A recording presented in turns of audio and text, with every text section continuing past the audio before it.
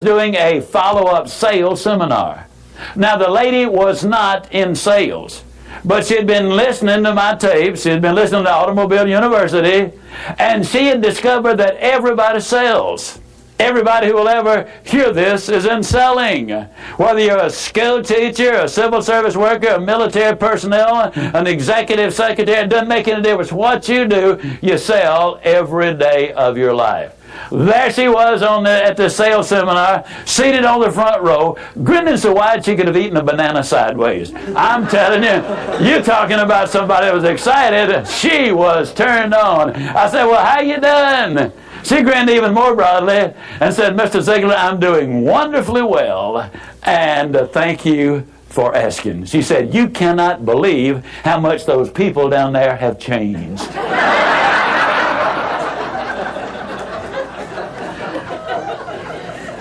I got to lay it on the line, folks. You're not going to change anybody else till you change you.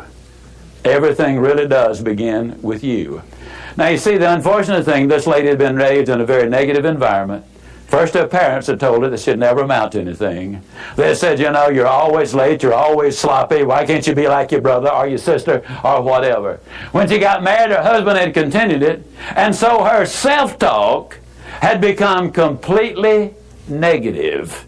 Everything that she said about herself was negative. Like Dad said, I'll never amount to anything. Or like my husband says, I can't do anything right. But when she started changing the input, then some radical changes took place.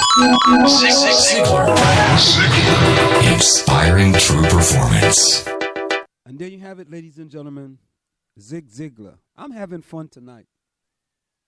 Because I know tonight I'm inspiring someone to make a difference in their lives. I am. And the last person I'm going to bring to you is a gentleman by the name of Brian Tracy. And Brian Tracy is going to talk to you about time management, which is so important. Take a listen to Brian Tracy and time. Now, the second thing I wanted to tell you about is the thing called consequences. And we talked about this before. This is one of the most important words I learned in my study of time management, is that something is valuable to the degree to which it has serious potential consequences. Something is unimportant to the degree to which it has low or no potential consequences. So one of the thinking tools that you have to have is look at everything that you do and ask yourself, does this have big potential consequences or not? And you'll find that most people spend most of their time working on things that have low or no consequences. At Harvard University, there was a great professor. He's dead now, but I began to study him in the 60s, and his name was Dr. Edward Banfield. And Banfield did 50 years of research into how it is that some people move up. In the course of their working lifetime, they move up, and they move up financially, and they eventually earn a lot of money. And the great majority of people don't. They just very seldom improve themselves. Well, what he found was that the thinking characteristic of these people was long-time perspective. They were long-term thinkers. They were thinking today of the consequences of their behaviors in terms of where they wanted to be in the future. For example, your coming to this meeting means that you are a long-term thinker. You are willing to invest time and energy to learn things that can help you in the years ahead. So you'll find that top people are long-term thinkers. They're always thinking, how can I learn and do things today that will have big consequences in the future? Average people are short-term thinkers. They only think about entertainment today, having fun today, enjoyment today, going home and watching television today. So you are the long-term thinkers. You are the ones who are willing to do the work and make the sacrifices today in order to have a much better life for yourself and your family in the future, which means that you're in sort of the elite, what we call the top 10% of our society, is because you think long-term. One of the keys to time management is to do things that have long-term ramifications.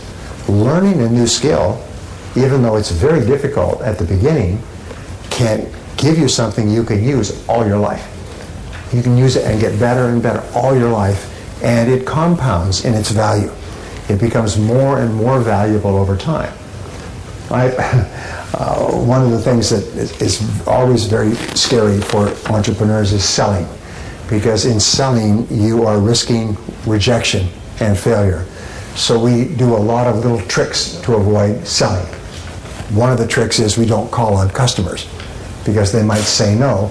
And the way that we do that is we follow the path of least resistance. We play with our computer and we talk to our friends and we drink coffee and we kill the day, and then it's too late tomorrow. But tomorrow, yes, tomorrow I'm going to call on that customer.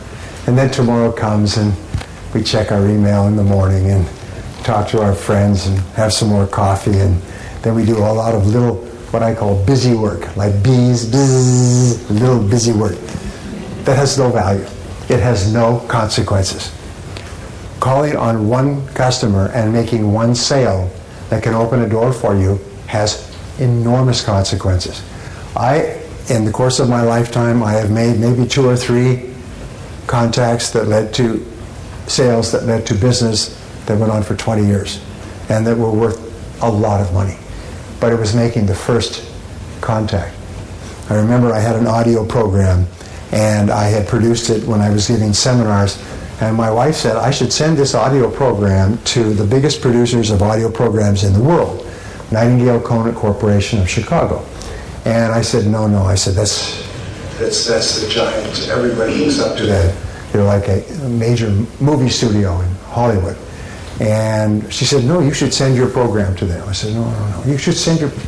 So finally, I picked up the phone and I phoned them and I said, I have this very successful audio program, and you might be interested in looking at it. Who would I talk to? And they said, the secretary said, well, I'll put you right through to the person in charge of new programs. So they put me straight through, and I said, I have this new program. And he said, well, send it to us and we will listen to it and tell you if we think it has any value. This whole conversation has taken about 2 or 3 minutes so far, and I had put it off for months and months because of my fear of rejection and my fear of failure. And so I sent it. 3 days later, I called them back and I said, did you get the program? And they said, yeah, we got the program. We like it. We want to record it and release it worldwide. Worldwide. When can you come to Chicago to discuss the contract? I said, tomorrow? It was 3,000 kilometers away. I mean, it was a long way. It was like going from here to Rome. It was a long way to go. But I was on the plane the next morning. And I went down there, and they said, this is an unusual program. We've never heard it before. We like it. We'll record it. It became the best-selling audio program on success in the world. It's in 28 languages today, worldwide. And it worked out well financially. So consequences are important. Now, the difference between top people and average people is top people do things that have big potential consequences. And in our business, the 2 things that have consequences are creating value and generating sales. Creating value and generating sales. In fact, the other principle that we talked about before is what I call the law of 3. Now, the law of 3 will double and triple your income, but eventually make you wealthy. It's one of the most important laws I ever learned. And the law of 3 says that there are 3 things that you do in the course of your day that generate 90% of your value. 90%. If you make a list of everything that you do in the course of a week or a month, it'll work out as an entrepreneur, because I've worked with entrepreneurs for a decade, and I've worked with thousands of entrepreneurs in 1 and 2 and 3 year personal coaching programs. There'll be about 20 or 30 things that you do. Of those 20 or 30 things, there will be 3 things that you do that account for 90% of your value. 90% of the results that you get will be 3 things. And all the rest will be in the other 10%. So if you want to dramatically increase your effectiveness, your results, your income, you have to identify what I call the big 3.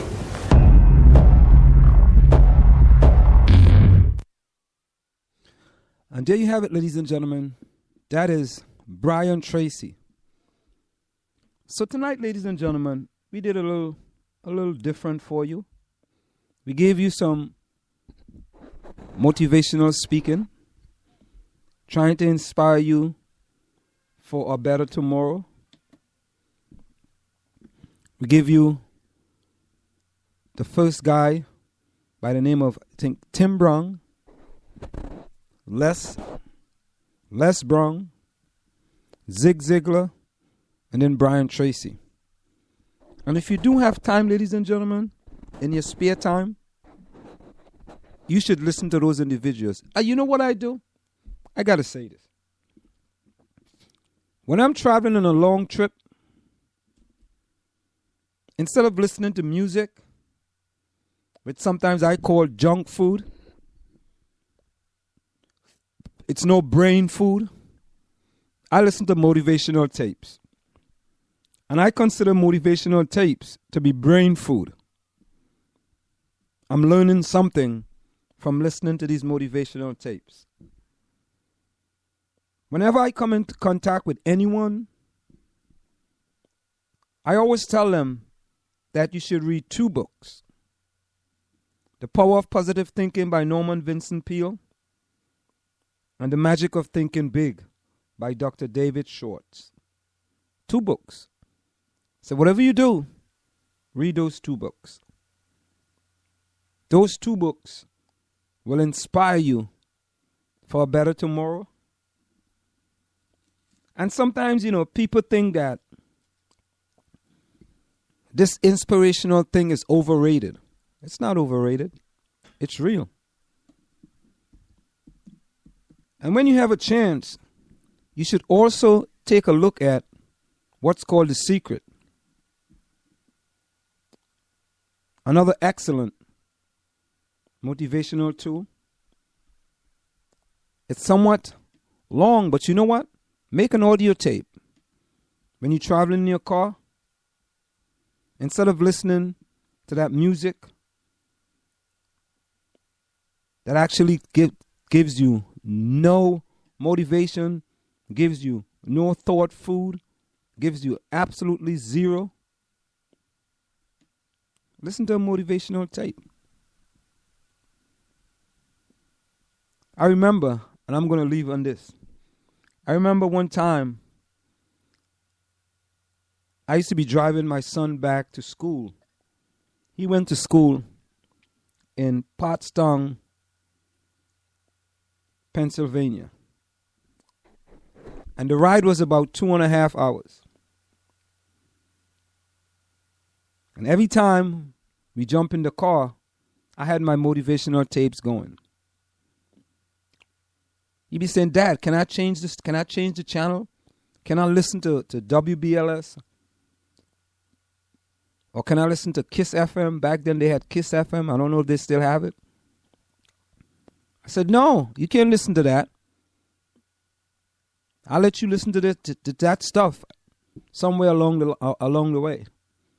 And every time we get maybe half an hour before where we are going, I allow him to listen to whatever he wanted to listen to. And he put it on some music station. He was listening to that music. And I did that almost every time I had to take him to school and I had to bring him back home. And I remember vividly one day on the way back home, my son said to me, he always used to say, Dad, why are you listening to that junk? Why are you listening to that stuff that those guys are trying to persuade you to think and stuff like that? I say, it's good for you. Oh, that's not good for you. Those guys are trying to brainwash you. But a few months later, we was driving our way back from school. And one of those same motivational tapes, my son looked over me and said, Dad, what that guy's saying makes a lot of sense. Now remember, a few months ago, this stuff was all junk. It didn't make any sense.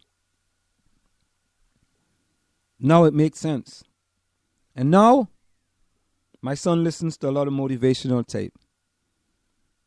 So all that is to tell you, ladies and gentlemen,